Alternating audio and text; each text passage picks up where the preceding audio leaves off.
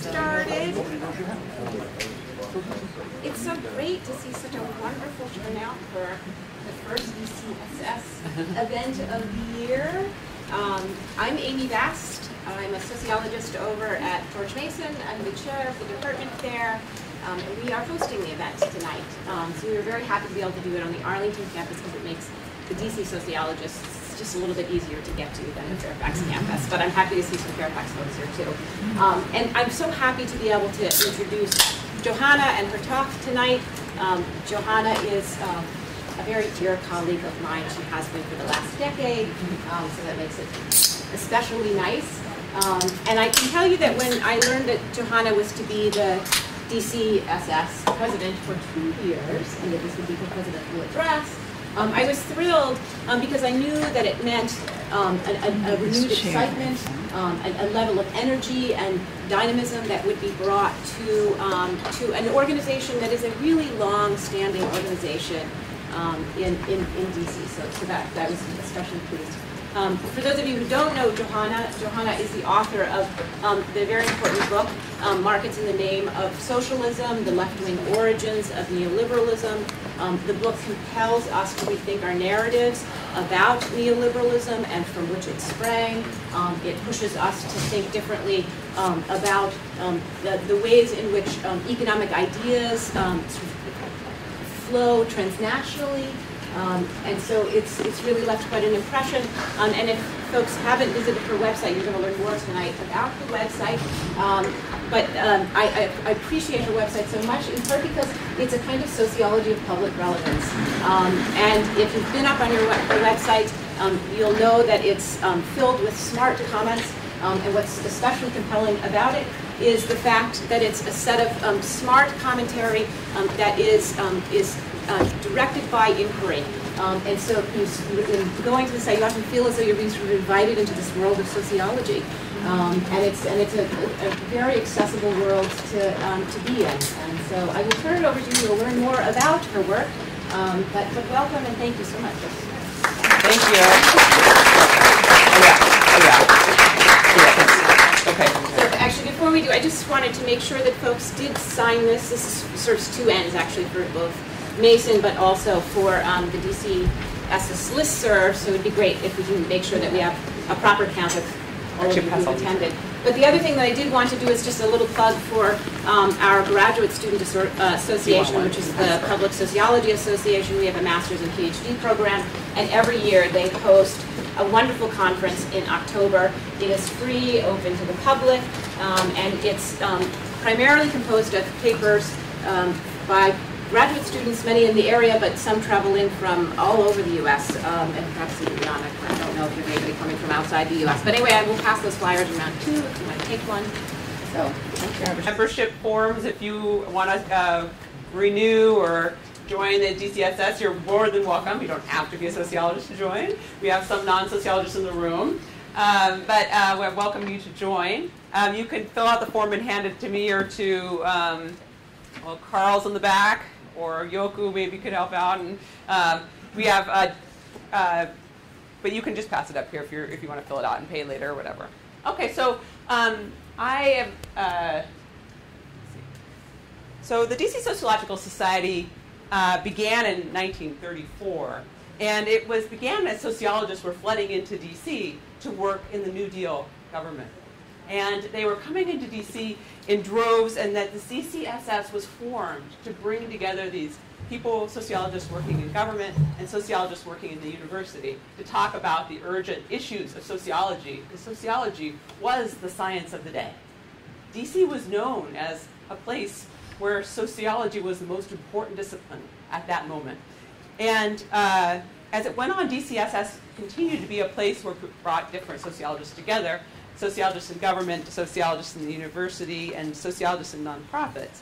And people were specifically looking to go to DCSS because it allowed them to have a sociological identity, as opposed to just being a statistician in the government or some kind of other identity.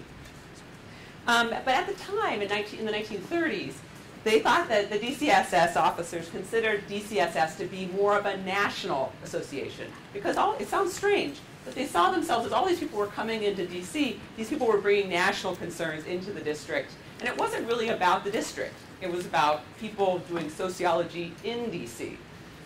So, but some of the DCSS members, including some people today, not only work in DC on sociology, but they also do sociology of DC, which means making DC the object of sociological study. And today I'm going to focus on this sociology of DC as a way to think about this other side of DCSS. And I'm going to do this by talking about gentrification. So when we talk about gentrification, what do we really mean by it? And people have a lot of ideas that are already just sort of popular ideas. And I'm going to play us a bit of video.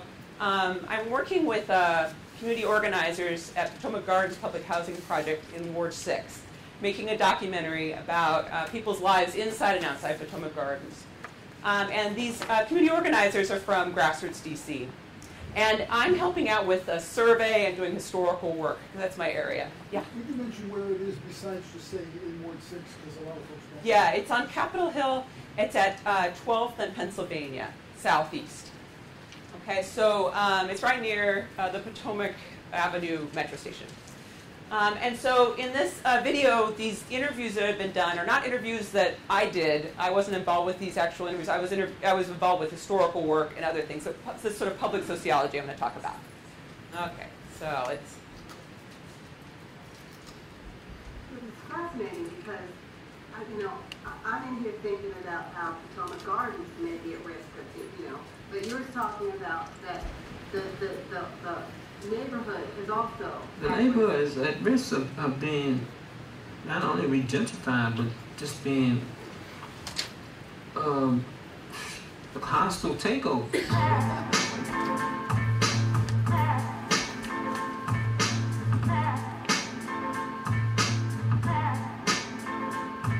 I think that this area is going through a bit of a growth spurt. I think that it's definitely on its way towards gentrifying. These individuals have grouped together in little groups to collectively buy properties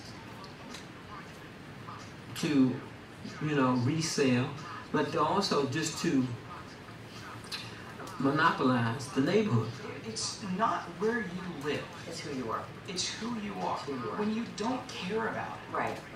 When there is no desire to do better or to improve yourself or anything, or to even learn. So You're have not going nice to. things. There's an old saying. This is why we can't have nice things. Okay? And Potomac Gardens is the reason Potomac Gardens can't have nice things. I think that one of the biggest improvements would be for there to be less of a divide between Potomac Garden residents and residents in the rest of the neighborhood. If you see the fire trucks, and this happens how many times a month? It's very, very frequently.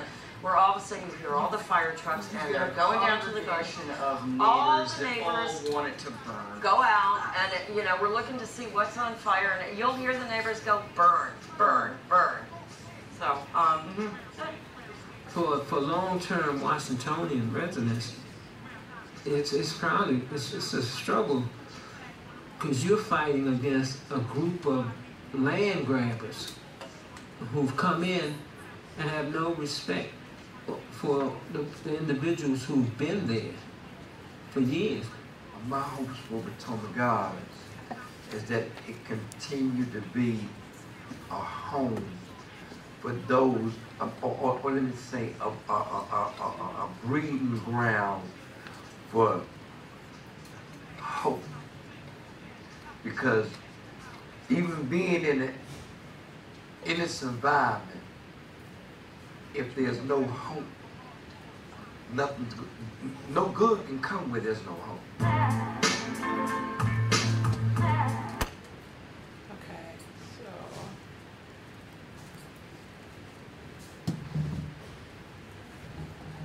Okay, so you can see in that video there's a lot of different attitudes, and those attitudes, in fact, are picked up in the literature that we see in the sociological literature. Many aspects of what people were saying in that video are captured. So one of the things is we see an influx of investment is one of three characteristics in literature about gentrification. The influx of investment is put into places that were previously denied resources, denied infrastructure, or denied mortgages, denied financing for different things. So the first issue is the influx of investment. The second issue is displacement. A lot of people don't want to put displacement in the definition of gentrification, but it's clearly in this case that displacement is going on in the district. And this displacement comes with the name itself. So originally gentrification was the replacement of the existing population by a gentry, an affluent middle-class household. This name comes from the 1960s out of London to describe gentrification. That was the trend that was happening there. The general idea is the replacement of a lower income residents and businesses with higher income residents and businesses. And it also has both a public and private sectors are transforming the city for a new class. So it's not just one or the other, it's both are working together. The third aspect is a colonial attitude, and I'm going to explain some examples about that a little bit later. This is a colonial or kind of a pioneering perspective that occurs. So I didn't originally see myself as doing public sociology. I've always found to myself I would just sort of work by myself, you know, do my little work and things like that. But of course, one could always say one's books are public sociology in some way. But I started in my neighborhood. I live, actually I'll show this. Here's the district. This is the Anacostia River, and this is the Potomac River. And so this is Ward 6, which has Capitol Hill. There's Southwest DC, and then there's parts of this. There's actually an extension up here now. There's a northeast, sorry, and northwest a little bit. So so I work in this Ward 6, where I happen to live. And Potomac Gardens is about 4 or 5 blocks from my house. So it's not far away. And I started, what happened was I was working on around the world. I work on, I go to different countries and do research. And I started listening to my neighbors. And I'm like, oh, wow. So I heard the neighbors would say things about low-income people. And they were, things that were, in sociology, it just kicks in. You're like, wait, a sociological perspective might help provide information about how to not talk about low-income people this way. So I thought sociology is a resource that we could actually mobilize. So I started this blog primarily as a kind of public sociology that was kind of a traditional form of sociology. If we take Michael Burvoy's ideas about public sociology, and I was doing a traditional form where I was taking information and letting people know about that, bringing the visible and making it visible. But so I started doing this, and I started, finding different sociological works and then talk about how they might apply in my neighborhood. And part of this too was I'm very interested in talking about the common sense narratives that people have about things and providing a counter narrative, and that's part of that traditional public sociology. But what happened was I started actually paying attention even more, and I came into contact with some people through Facebook. So this is I didn't get in contact with these people, but this is the first housing project that I came into contact with, which is Eastgate, which is actually out in across the Anacostia River, I think in Ward 7. And what amazed me about this is that, where does it say? Yeah, 829 members of a Facebook page for a public housing project that is now gone. This is no longer around. And this is, and they post every day, and all that stuff like that. And so this is Arthur Caper, which is another public housing project that's been gone for almost 10 years. They have 466 members.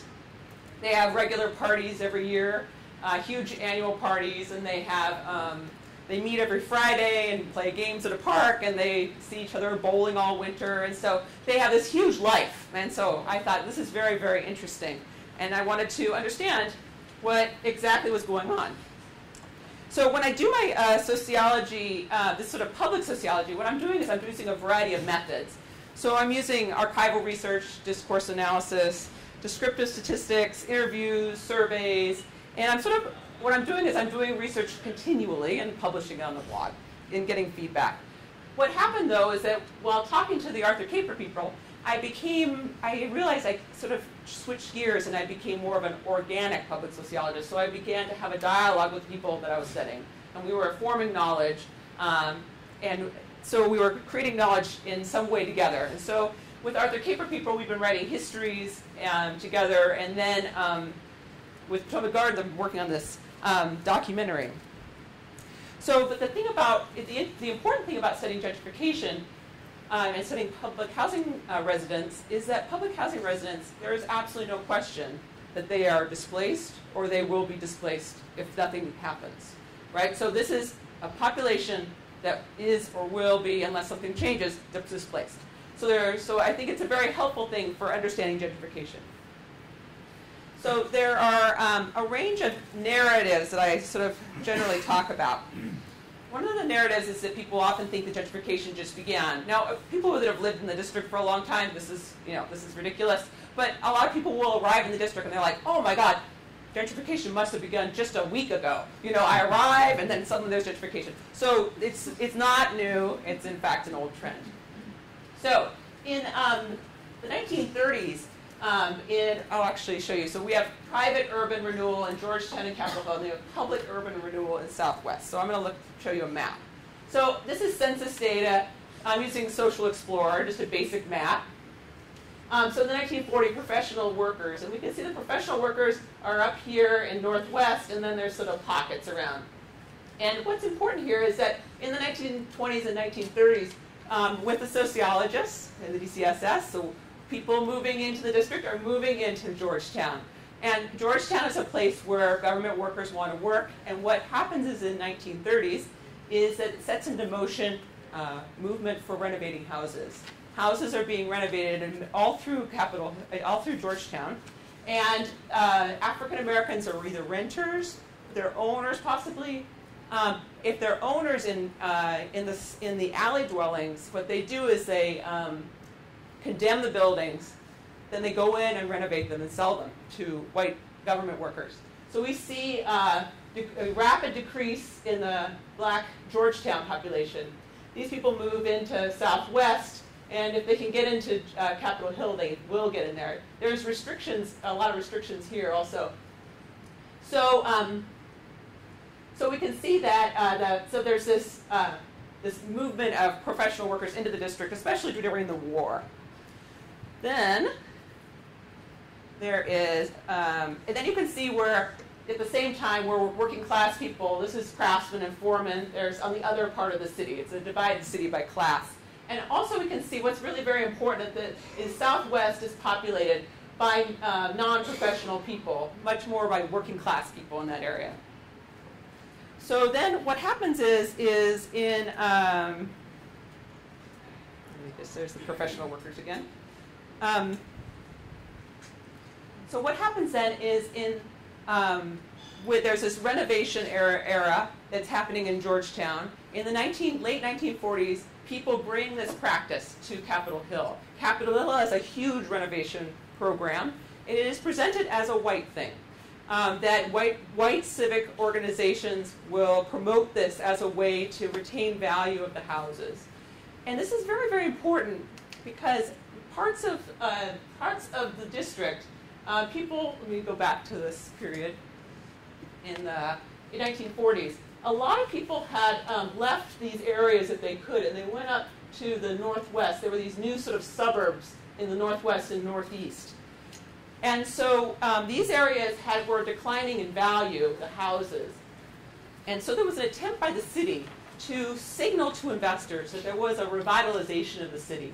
Through the 1930s, 1940s, 1950s, there's this attempt to revitalize and to signal. And this signaling is happening all across the country. St. Louis is signaling. Everybody's trying to say the city is serious, come back and invest in the center of the city again.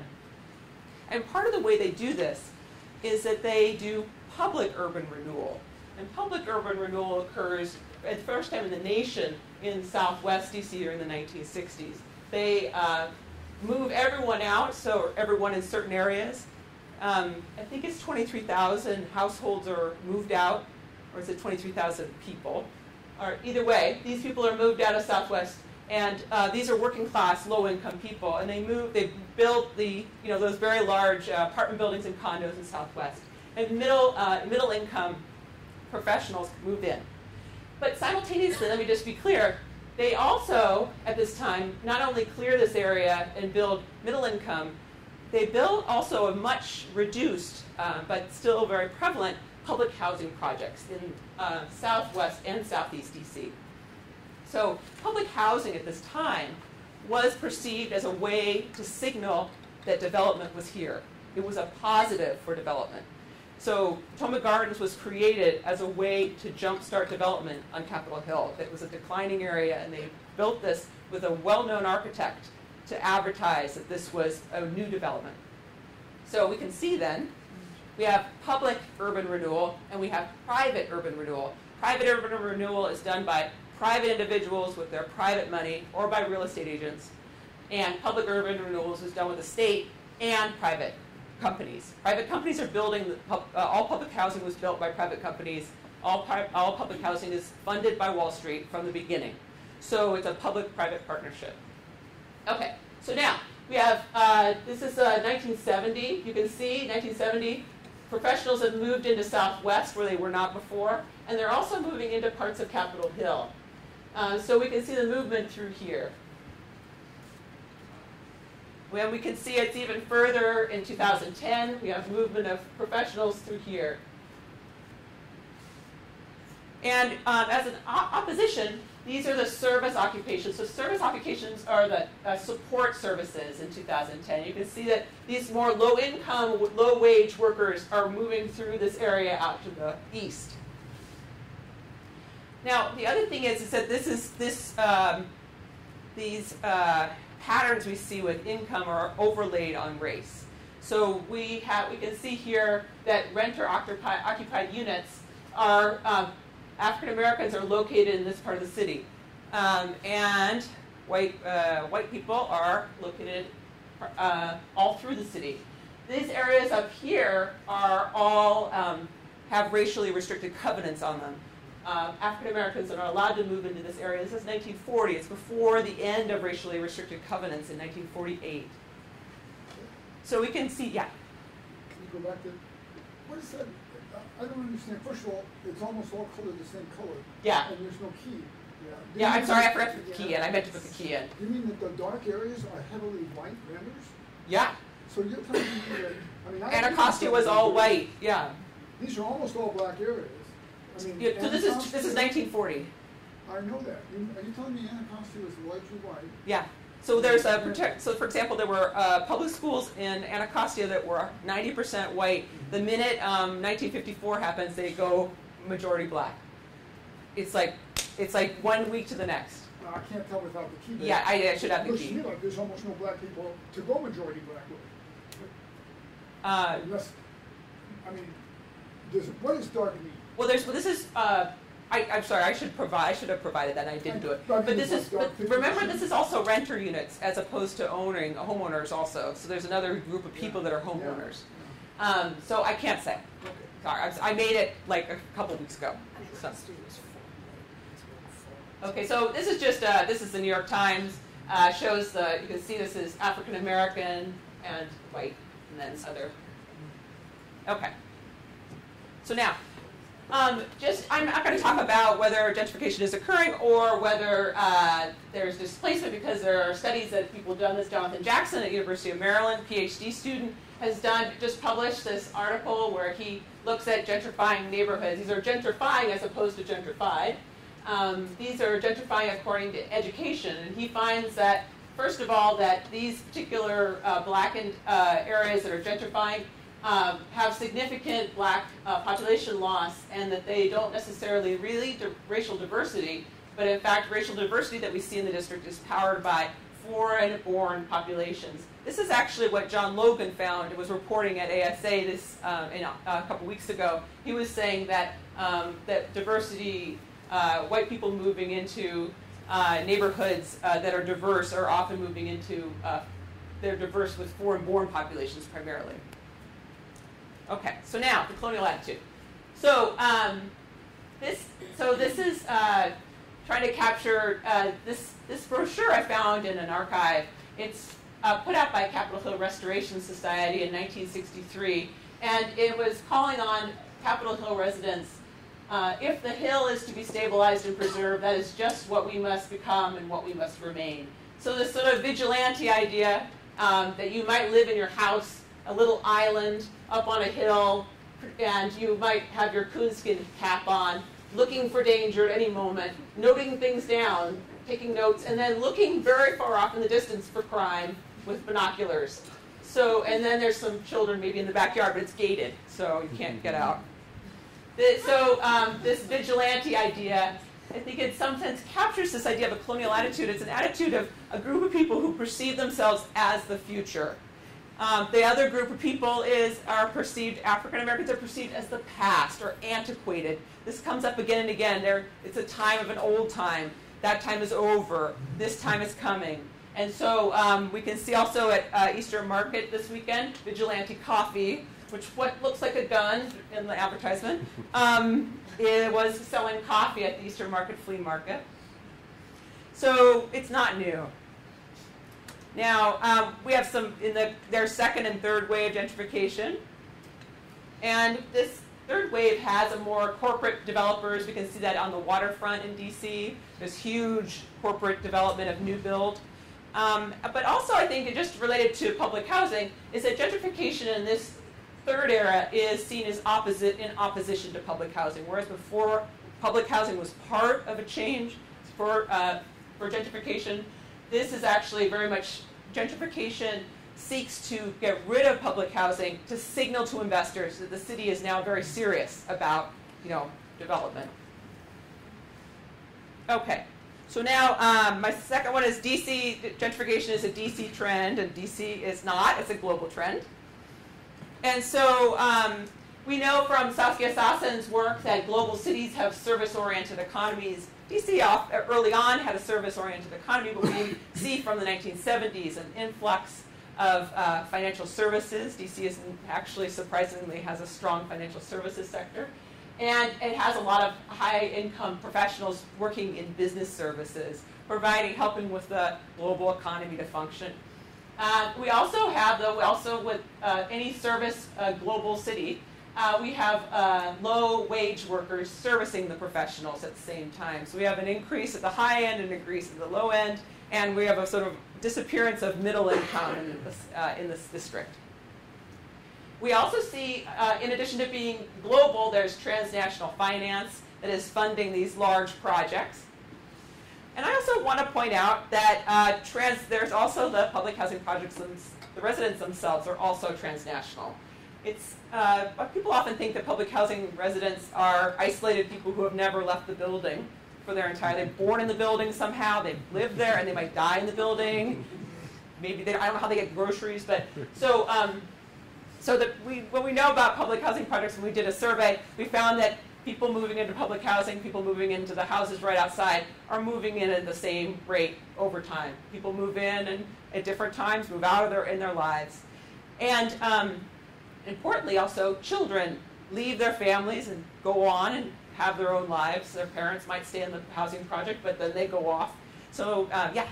Interesting what you mentioned. Do you find enclaves of people from a particular ethnic group that in particular housing project X, there's a large group of folks from the West Indies or from a particular country in the West Indies?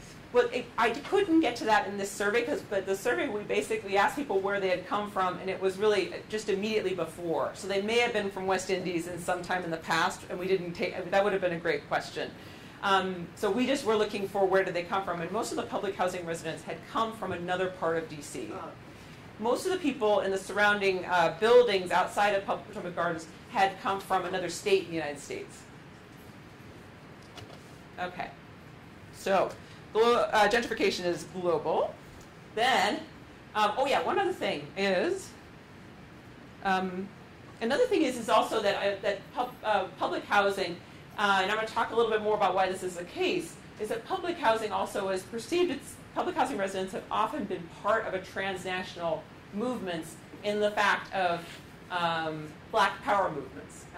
Historically, public housing projects were part of these movements, and so I'll explain why this is the case in a second.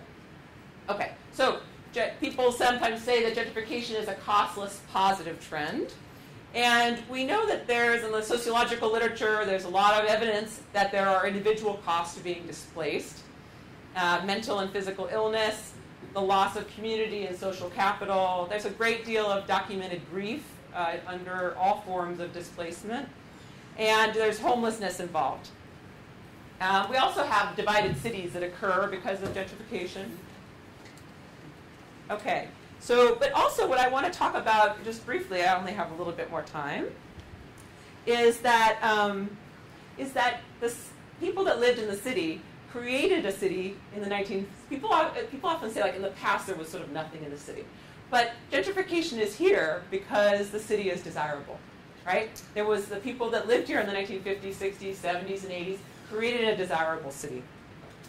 And partly this, one part of this city, I wouldn't say all of this city, that part of the city, but part of the city is what's important about, that makes DC what it is it has been a Black Power city. Stokely Carmichael wrote his book, Black Power in the District, at least part of it. He was at Howard University.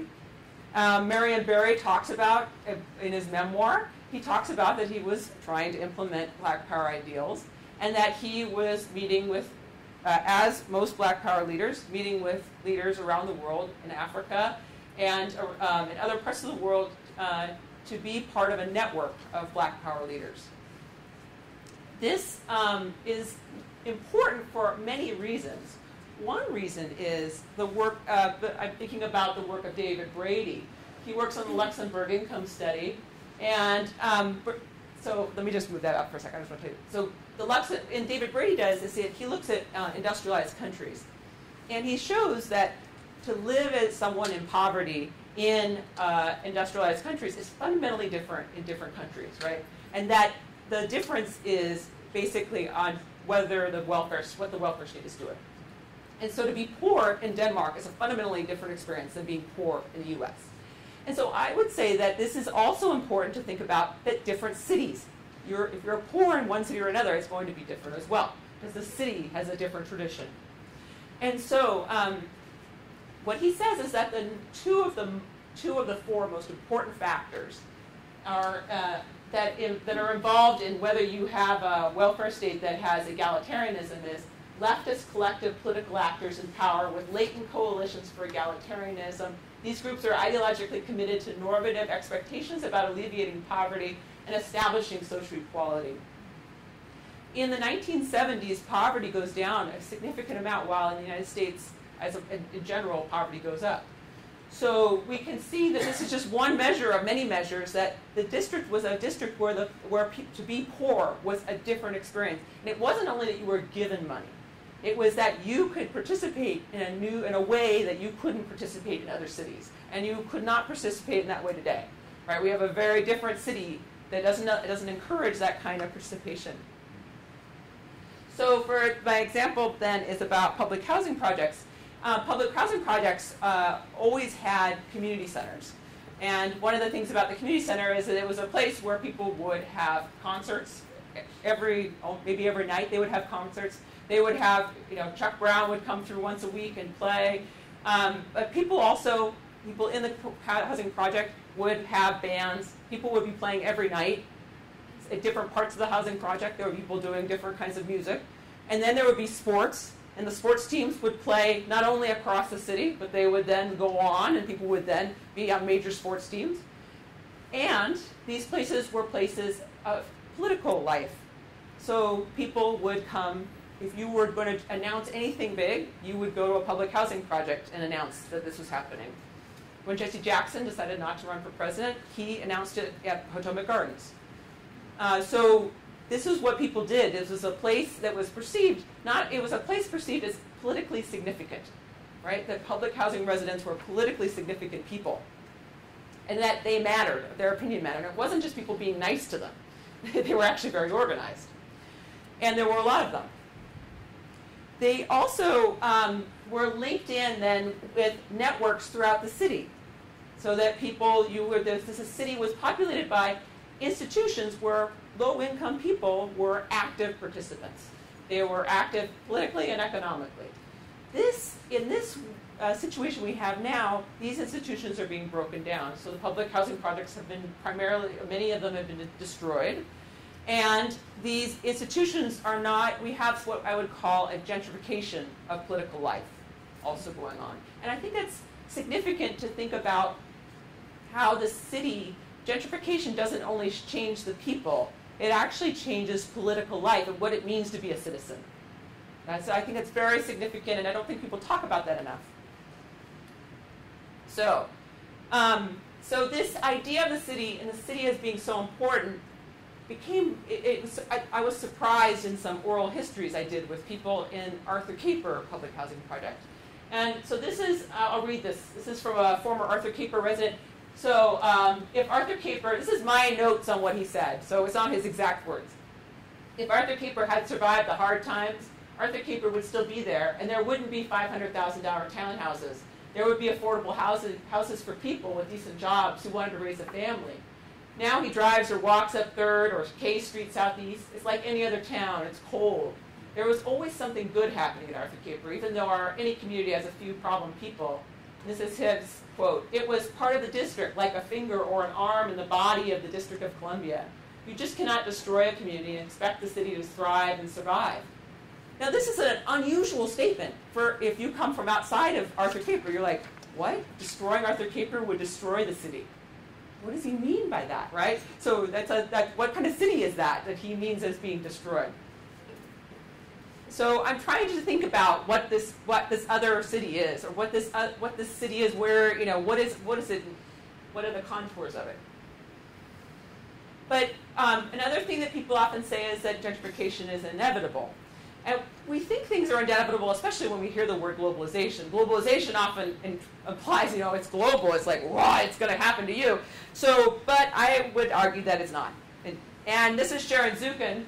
Gentrification persists as a collective endeavor to appropriate the city center for elements of the new urban middle class. It's a collective effort, and we as sociologists know this, right? There's no inevitability such people create the world in which we live. So I want to then just end by I really want to think about what maybe DCSS's role in gentrification is. Our role in the 1930s was maybe part of the problem. I don't know if we want to, what we feel about that now. I don't know. I don't want to make people assume that they have to be against something not against. But I want to just suggest some things that, if one had thought about it, I guess. But first of all, we could do traditional public sociology. So we could make counter narratives, like we always do in sociology. We could also, what a lot of sociologists would call for, is to document displacement. With the census data, it's very difficult to document displacement and the reasons why people are moving. It's hard to do. And so documenting displacement is something that needs to be done. Or secondarily, we can do organic public sociology, where we build knowledge with other people and try to figure out what people are doing on the ground.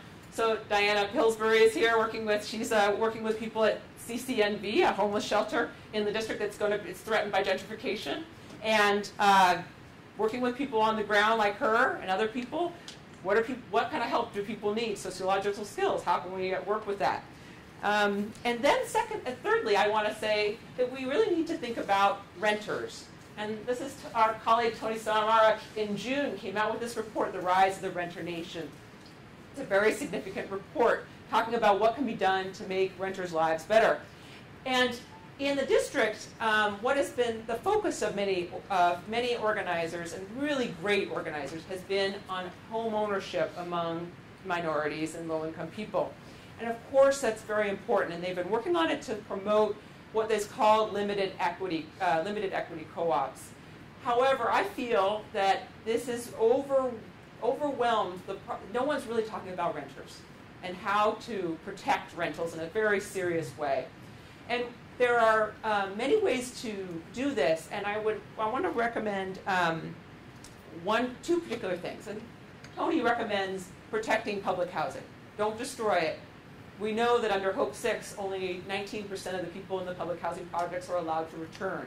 So we have very high numbers of people are not allowed to go into these mixed income housing that they create. So protecting public housing is one. But also, secondarily, I think it's very important to consider the possibility that that there are no profits to be made off of very low-income people. If there were, there would already be very low-income housing. So given this is the case, we might then consider about how to take land, certain parts of land, and put it outside the market, and some kind of 99-year leases or trust funds or something where it's not under speculation. I saw an example of this in San Francisco. If you were in San Francisco at ASA a couple weeks ago, you might have noticed when you walked out of the Hilton, there were these SRO hotels. I saw 8 of them in the block that I walked, one block. And these were small hotels, and they are, they're not particularly nice, right? They're dingy, low-income people live in them. And, but these, I went inside and talked with some of the people, and they were talking about how much it costs and all these things. And then I talked to some community organizers, and they said that they had in San Francisco, they said, we have permanent affordable housing.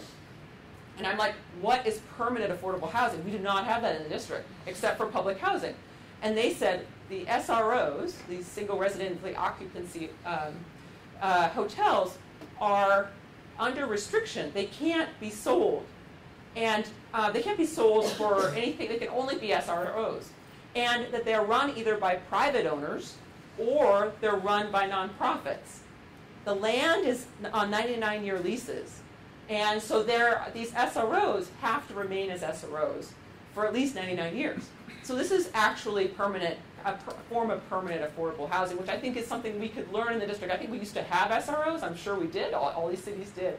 So this idea, and also what happens too, some of these SROs are also have NGOs in them providing services too. So some of them have that. Okay, so then my question is what is the role of DCSS possibly in relation to gentrification? So thank you.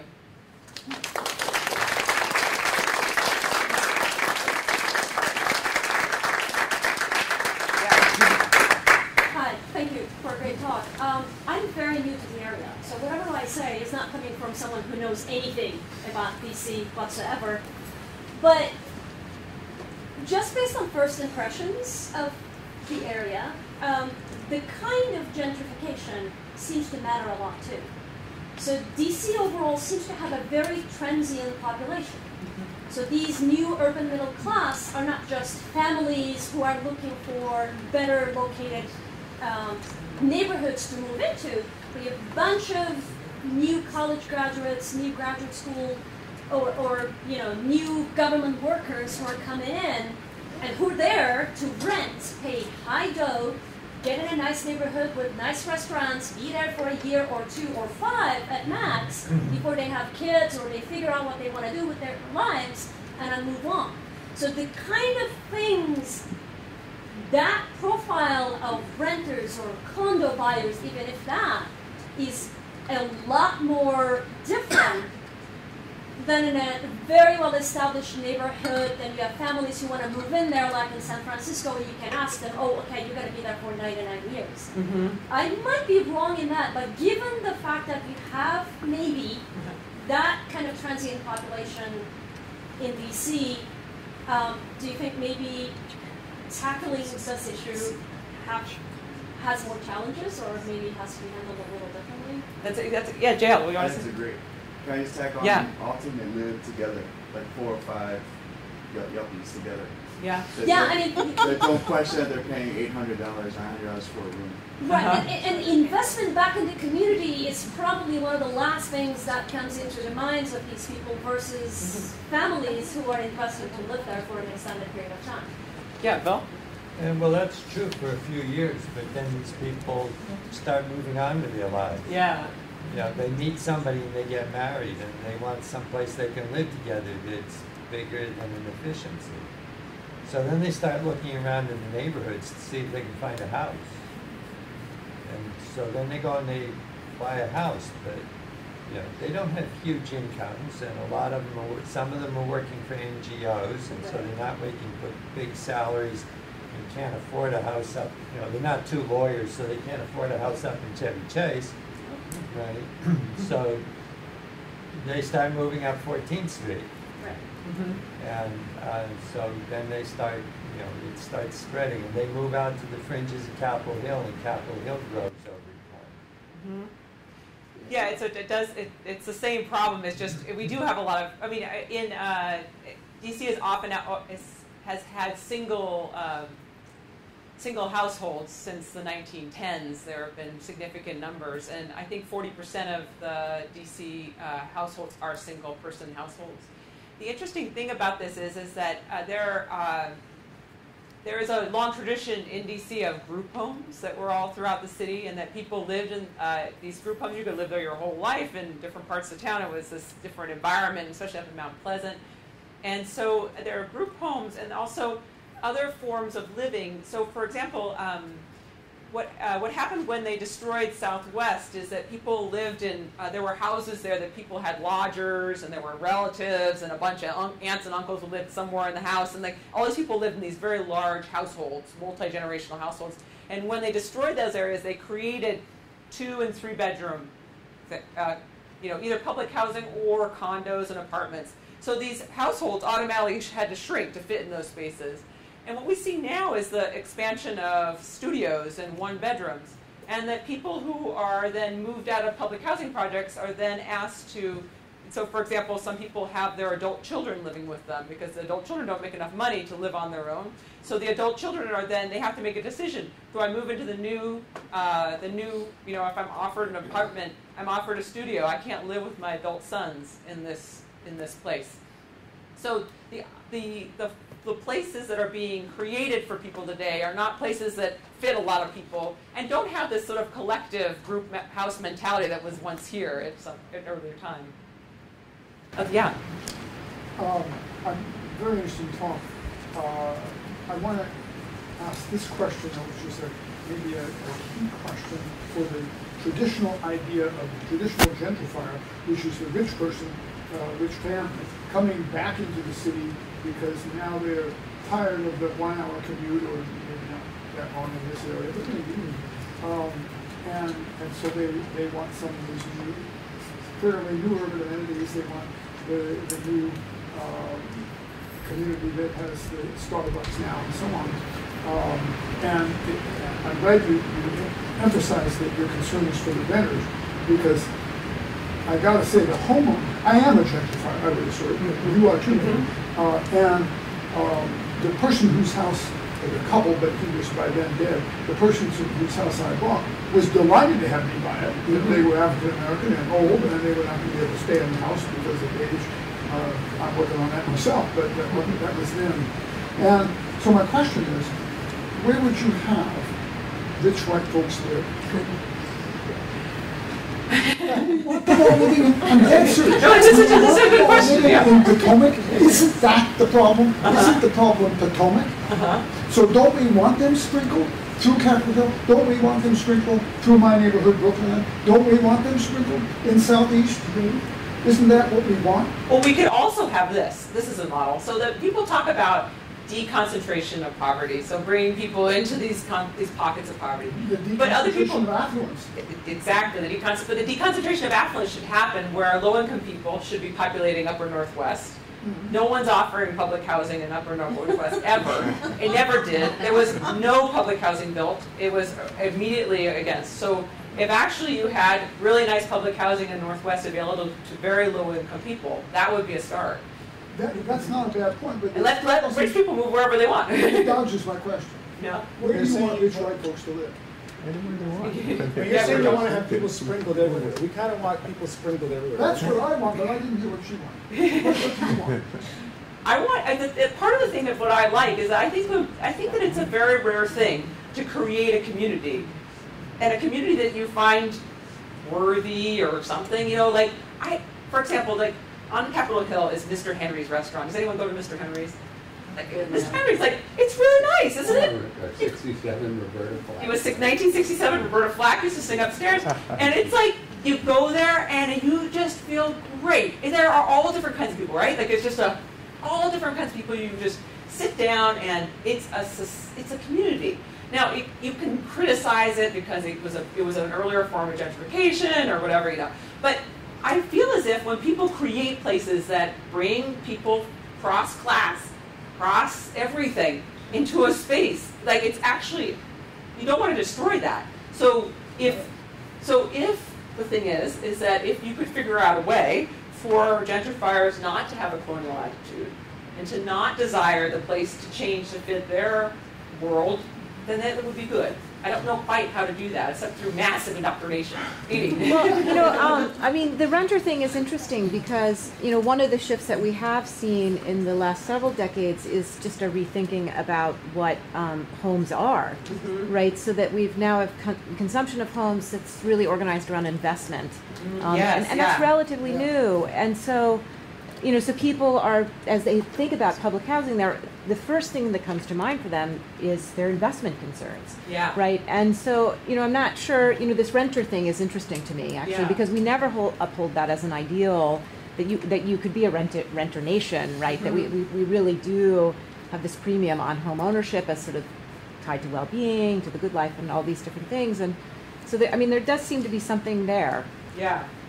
And you see that very clearly also that if people are concerned about, they're concerned about the retirement, and this matches very clearly on neoliberalism. The decline of pensions, the decline of secure jobs means that everyone is desperate about their housing value. It's this horrible exchange. Well, I want to add a historical note about Upper Northwest Washington, which is where I've lived for the 30 years I've been here, is those Upper Northwest neighborhoods were built starting in the 20s.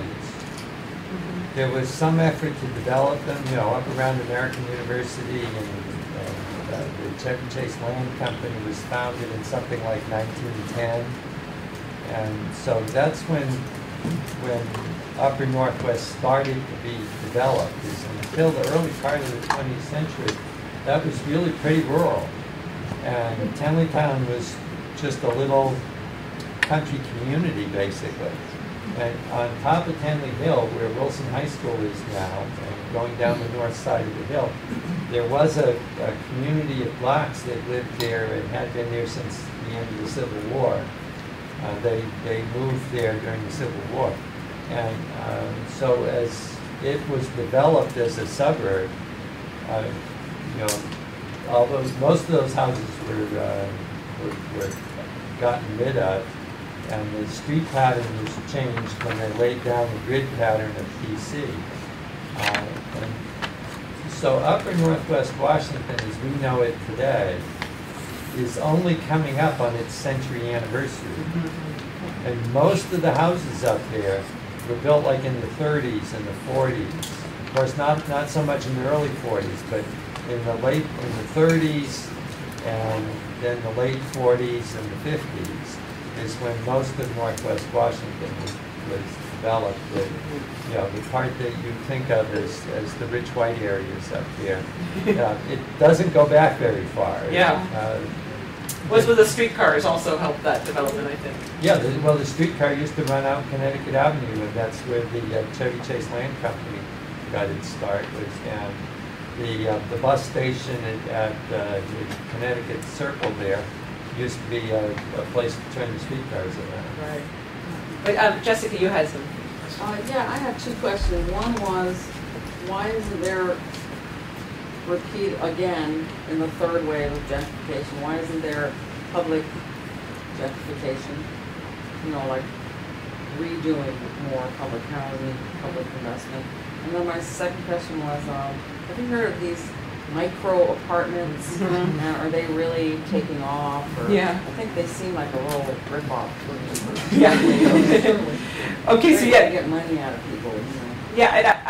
I would actually, I don't really know. The micro apartment thing, the apartments in general, I would like to see the vacant, like whether people, who's actually living in them, or are they mostly investment properties? I think the micro apartments actually have people in them.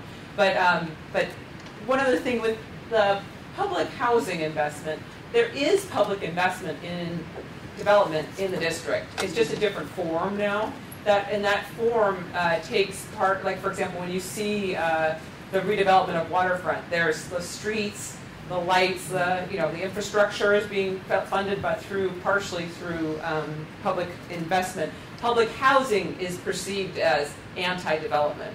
And so so for example, at Arthur Caper, in order to have development, they perceived that they would have to remove every single person from Arthur Caper, destroy the environment, and then build a new environment completely on top of it. It's completely new. Everything is completely new.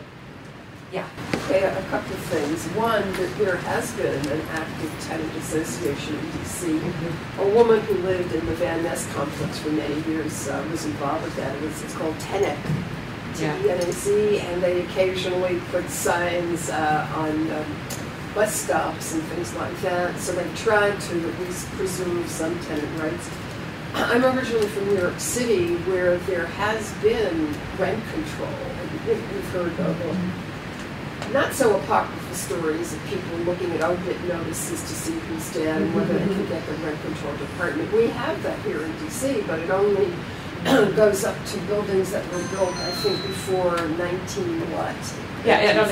Yeah. Well, that, again, that doesn't solve the problem by any means, but certainly one could look at that, ways of trying to extend that, increasing the income availability so that lower middle class people might qualify for that. I think it's based on the age of the building. It is, yeah. Income. Also, in terms of Upper Northwest, it's kind of interesting. There is a senior citizens residence going toward a little bit past or before Pollux and Crows. And there are folks who are looking to me to be lower income African Americans, but I think that's under the rubric of senior housing. Now that might be another way to enter into this diversity by giving it a different name. So, and I definitely see when they build this mixed income housing and they allow for low income or very low income people to move in, they are often, senior citizens are the people that they choose. And so we don't see either, you don't see there's no way that families can move into these buildings because the apartments are way too small for any family. So they're physically not allowed to be in there. And then the people want to have the seniors because they're somehow, they're not so threatening. They're not hurting every day. No.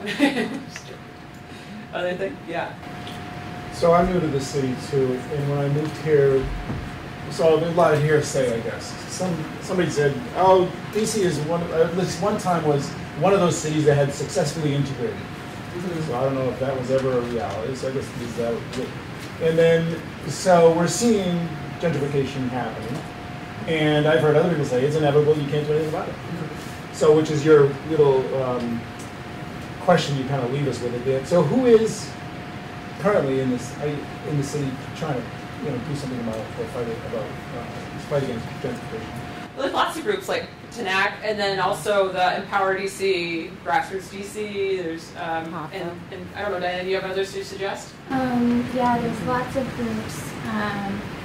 It's a thing I would sort of encourage everyone to think about is the way zoning laws influence gentrification. That's huge, especially with the lack of housing for families. So there's a group, DC for Reasonable Development. It's a broad coalition. People from every single ward, so they're working on issues related to transparency and different decisions made by the zoning commission. So that's something. And then my work is focused pretty exclusively on homelessness and shelter systems. So. I mean, ultimately, it's a question of power, and is there a power equal to the power that's currently colonizing? Yeah, no, there's not an equal power. It's very much a big power game. Well, I'm interested in the displacement. A lot of the folks who left the district perhaps moved across the border to Prince George's County. I mean, I lived in Prince George's County. And so there's another story there. I mean, once there's displacement, there's, the movement, you call somewhere else your home. And I mean, I don't mind living in Prince George's County. I personally feel like DC prices are so high. I could never live in the district. So there's that other story. I mean, maybe some of them want to move out of the district because it might be a little bit more less expensive living out there. So there's that other story that we could tell about, once the displacement happens, how do people remake their lives? Right, and that's a great story because that's another documenting of displacement. How are their lives different, better, worse, whatever, And there's many reasons people get displaced. I mean, it could be monetary, it could be taxes, it could be a wide array of possibilities. Jen. I was wondering if you could speak to the impacts this has on kind of reshaping the public education system in DC and kind of the big conversation about charter schools. And also earlier today I heard on NPR I can't remember what the name of the group was that just did a report on a bunch of both charter and public schools in DC, and the number of schools that had like gunshots that the children could hear, and it was like a very high percentage. But the story gets more interesting as you like break it down, because there was like 9% of the schools that actually experienced like 9 to 11 shootings in the last school year. It was just one school year, like within 1,000 feet. And then that also gets me thinking of like the policing of certain areas in DC and generally. Yeah, so I guess, there was a guy here at ESSA that was here earlier. He does education and gentrification. He's writing a dissertation. Amy, where is he? I think he left. He just left. What was his, what? He's at NYU, but he's here doing, he's looking at actually parent mobilizations and community response to gentrification around schools. Yeah, that's what I was thinking. If that was an institution that was a place for organizing, or it sounds like it is, but I can't say too much about that. But the policing issue with this, when we were talking with people in public housing, that was one of the things that they got quite upset about, because they would say, like, if we're outside drinking a beer, we'll be arrested. And if you're having a nice big glass of, Chardonnay, and then you have your big glass sitting on the sidewalk, no one ever gets in trouble for that. Yeah, Ann. Yeah, well, sort of tangential, building on this question, but also part of the broader question of who's going to live where. There's still the category of the police officers, the school teachers, these people who can no longer afford to live in the community, and the kind of housing that would be needed to incorporate them. So it's not just the extremes of where the rich white people are going to live and the poor people, and along with the question of the diaspora. I mean, people being able to move out and live in Prince George's County and other places does make it possible for the rich people to have their services taken care of by the poor people who can't live with them. Yeah, and the thing that's interesting, is that what happens is because there's such a lack of affordable housing, and it's declining every year, is less affordable housing, is that it means that the people that are very low income are competing for regular affordable housing with someone like, let's say, a George Mason's professor, who also is in a low income bracket. So that's 50 to 60% AMI is George Mason professors. So you could actually be competing with a very low income person, and that is not fair, right? So that's the thing that occurs under this situation. Yeah. Then we can talk about the college students, but never mind. Oh yeah, definitely, yeah. But I got 3 quick questions. Yeah. Very short. The first one is my own question of you, and then I got 2. I think you might want to look at the assertion that gentrification doesn't lead to both racial and class desegregation. Because I think it does, and I think it does in DC. In the long run, of course, we're all dead, but gentrification of Capitol Hill has taken decades. When I lived on Capitol Hill, there were old black folks living there who were living there in 1890, the family, and themselves in 1930, and this was in 1980 or 90. And they're still on the block, and they're even important to the block, along with the young white folks that shooting something about and so on. So I think this is part of the process that has been driving down the index of similarity in American cities, and I think it will continue to. But my 2 questions for you. Are you familiar with the little bitty housing units that places like Atlanta are building for the homeless? And if so, what do you think of them? Okay, well that maybe is very important. And the other thing is, what do you think they should have done with places like Arthur Caper? That is, should they still be open? What do you think? The people in Arthur Caper said that they should be open, and so that they wish it were there still. And that would go down then. They weren't asked. They were not asked about what the plans were. I know they did. So that during most of the time when Arthur Caper was there was the city had decided at some point in the 70s, late 70s, that parts of Arthur Caper they wanted to give to the Marines. This was the Marines or Marine Barracks are right back, yeah. And so the people in Arthur Caper remember playing out in the field playing baseball, and they would see the Marines like moving their stuff into taking over the whole field was taken over by the Marines, and then they built the housing that's there for the Marines. So that land was formally given completely. Significant parts of the Arthur Caper land were given to the Marines when the Financial Control Board came in, and the head of the Financial Control Board was given the ability to give away land without any input from the community. So it didn't matter what anyone thought in the community about what to do with Arthur Caper. He decided what to do. Yeah. No. But SROs are like similar here, but in a building. Yeah. The idea that popped into my head at one point while you were talking was ownership of the means of habitation. Yeah. You have those who own and those who don't. And I'm wondering how much of these patterns, and I'm fascinated with the rentership thing, and what kinds of structural changes could happen to change the sort of the position of renters in the structure. And I'm wondering how much of what's happening in these DC neighborhoods is part of the global movement of capital and the control of capital and so on. And kind of ironically in the shadow of, the capital. Yeah, that's right. Oh, hell. I wasn't trying to make a cut. And so what's your question then? Or? Well, I'm wondering about these, sort of how much these sort of local developments and the status of renters, in this kind of local economy are related to the global movement of capital and control of capital.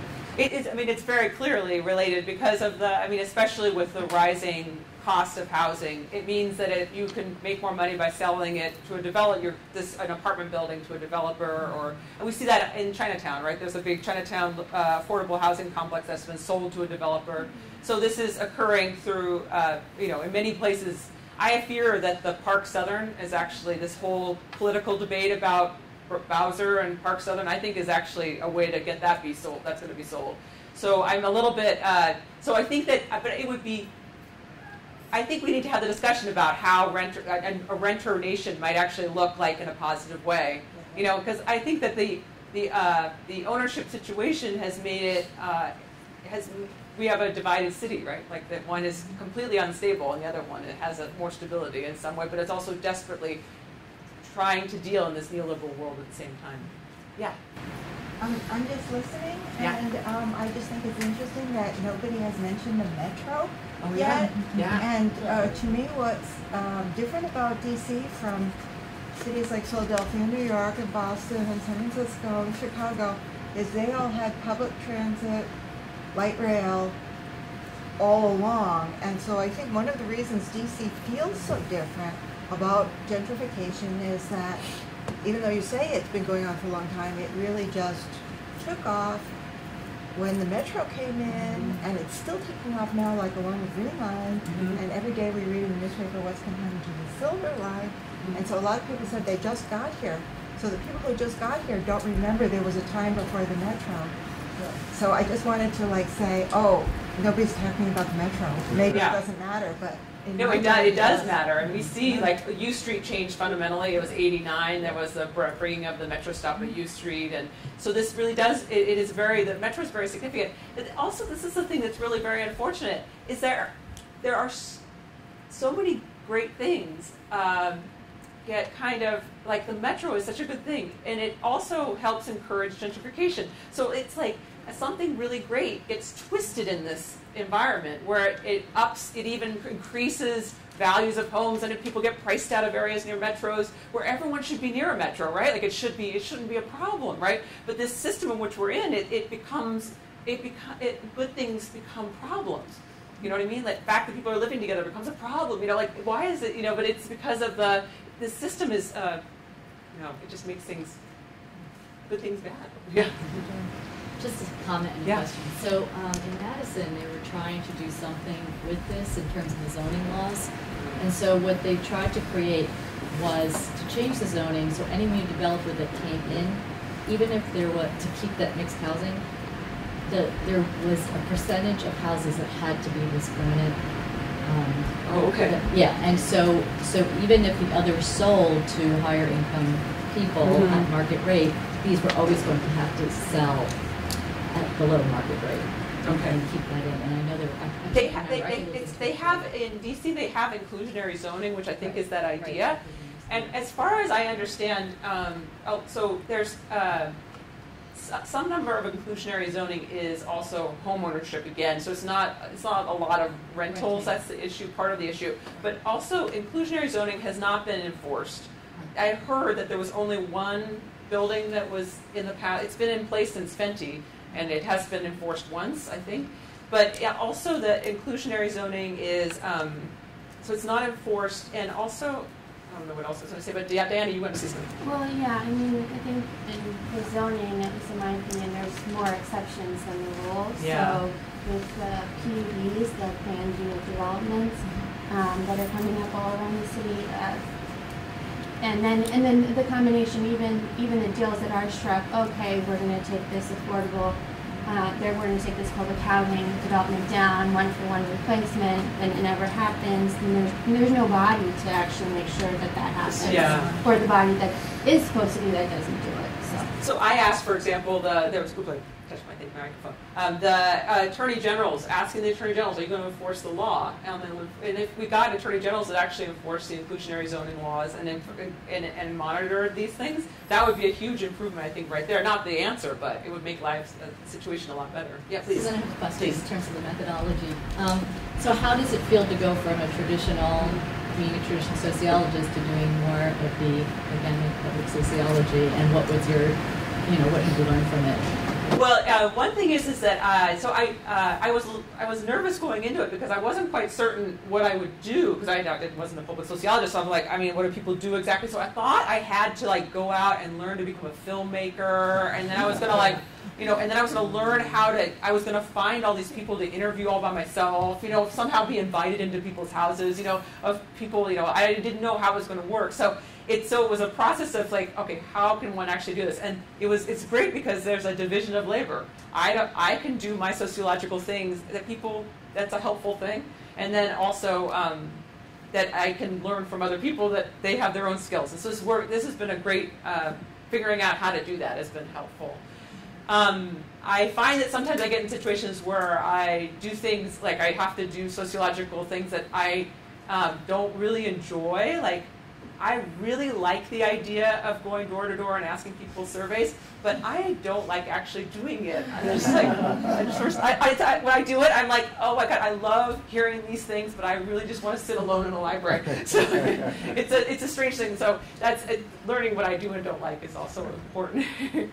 But I would say that also what's been important for me is that working with community organizers has made me realize I used to be I'd sit in meetings and I'd put out my just in general with academics, I'd be like, oh yeah, we should do this and that, and I'd be like, great idea, yeah. Okay, so and I'd be done with that. But I realized with community organizers, you can't do that. They're like, okay, what's the time frame? What are you going to do? How are we going to do that? And I'm like, oh, I can't just throw ideas out and you do that. So working with community organizers, can you come into our academic departments and teach us how to do this? Because they're very proactive, action-oriented people. And they're also, what was very important is that there is a striving for no hierarchy, and to be in that situation, just go tone it down. You're like, okay, how am I going to work in this environment? It's a very different environment than an academic environment. So it's been very helpful. Yeah. So one of the most interesting things I think from your talk is the idea that public housing projects or public housing was a site not just of community but of politically significant community. Mm-hmm. And so I'm kind of hung up on this, and because we think about gentrification as being economically motivated and almost purely economically motivated. So I was wondering in the history that you've looked at, if you could identify a political motivation. A political what? A political motivation for gentrification, for actually taking apart what were politically significant communities of color.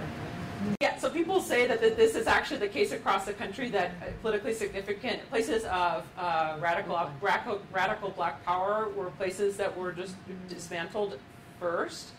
And So I guess, but yeah, go ahead, Bill. Well, I think the political motivation is pretty easy. Is if you take a public housing project which isn't producing any taxes, and you level it and sell it to a developer to put up a high-rise condominium that's going to produce $1 million a year in taxes and increase the revenue of the government, you know, it's going to solve all sorts of political problems for the people that are running the government. But I think that Nancy's saying that it actually has it's a politically significant space, and that what are the politics behind seeking to destroy this politically significant space? If this is like, for example, well, yeah, Erin. Yeah, I'm not sure if this will totally, but I'm thinking about organizing and connections to folks in Durham, North Carolina, and so you have like when 147 was built and it cut through the black community, the middle class black community, so you have these dismantling of certain groups who have a certain amount of power and position in society, and then that community is broken apart. But I'm also thinking about this particular group that I was working with downtown, who does have a sort of, well, they align themselves with the Zapatistas. And so there's this way that they are already conceived as like people looking at them kind of crazy. And it's a coalition between students and people who live, residents, primarily low-income black and brown folks, who are in community there. And this includes students, right? So this idea that students can be in a space, come into a space, and become a part of that space where they're not co-opting or taking over a space, but are participating and in that community without taking over the voice. Because I think that's a big part of gentrification, and Derek Hyra talks about that in his U Street stuff, is that there's a coming in and then taking over the political voice. It's not just taking up space, but it's taking up the direction of where that community is going to go. And so there have been struggles there over the soccer field, because part of the taking over the political space and voice has been gentrifiers creating charter schools and then trying to take over that soccer field and privatize it for that school and for this particular new population. And there have been cahoots as well with developers. I had a friend who, colleague who was looking to move in that city, developers telling her, you know, we don't want those sort of people here anymore. You know, we're looking for folks like you who are going to buy the home instead of these folks who rent because they, you know, so it's a little bit of the political piece as well as the cultural, right, and of trying to take a hold of that community and put it in a certain direction and take over the voice of where the community is going to go. Yeah. I mean, if I could just follow up, I mean, the thing that's so interesting to me about this is that part of the development of public housing was also to have a place to sort of ghettoize black people, right, so that they wouldn't be, you know, sort of in the way of everybody else. And so it's kind of interesting that now that, you know, the logic is different, the political logic is different too, because it's about taking apart that you know, that the public housing became a site of community as opposed to a site of invisibility. I mean, perhaps it's still a site of invisibility. Maybe, I don't know. Yeah. But we can talk about that. But I don't know. That's great. I think if someone wants to comment on that. Just a quick thing on with respect to the economic motivations for gentrification. It's a counterintuitive notion, but middle-class communities actually make more of a demand on community treasuries than do poor communities. Right. So when you say we're wiping out a lower-income community so that we can put in a higher-income community and get more tax money into the city treasury, that community is also going to make a huge demand on the city treasury. Yeah. Enormous relative to what a low-income community actually does. The other thing is that the low-income community is very often federally subsidized in several ways, so it actually represents an outside source of income to the community. Right. So it's kind of counterintuitive. It seems like it would make sense, oh, we're bringing in this huge amount of tax money, but the demands, I mean, for things like schools and roads and parks and community centers and all the things that middle-class people demand of their government tend to make enormous drains on the community budgets. Yeah. That doesn't seem like it would when you start to do that. The question I had for you was, in some of the work you did on gentrification, did you find any relationship between the age of the built environment and the question of whether the community is gentrified or what type of gentrification you see? I mean, like older houses get gentrified more quickly or not, or... I don't have an answer answer that. That's a great question. I mean, on Capitol Hill, the houses are super. This is something I always think is interesting. Is they're super old, right? Like I mean, super old for DC, right? Like 1890s. So the thing is that they always say like public housing projects are falling apart. They're old. I'm like, they are not as old as Capitol Hill houses, and the Capitol Hill houses have nothing going on their four walls. So obviously public housing projects are also four walls. So they're just creating this argument for dismantling. Jen. Yeah, I was just, the political question is really interesting to me, and when you were first commenting, I was thinking how with this rise of the renter nation, that there's a fundamental paradox with a democratic nation and the rise of a renter nation. They don't seem to reinforce one another, particularly our specific constitution that protects private property and things of that, and this larger effort to disenfranchise lower income people, and particularly people of color in a lot of other ways too, that this is just one of those tentacles. Yeah, so that was really a question mark. It does seem like there's a need to rethink a lot of things if you have to help renters in some way. It's maybe a very sort of rich area to investigate, I think. So I think we're done. This is great. Thank you. It was all very helpful for my work.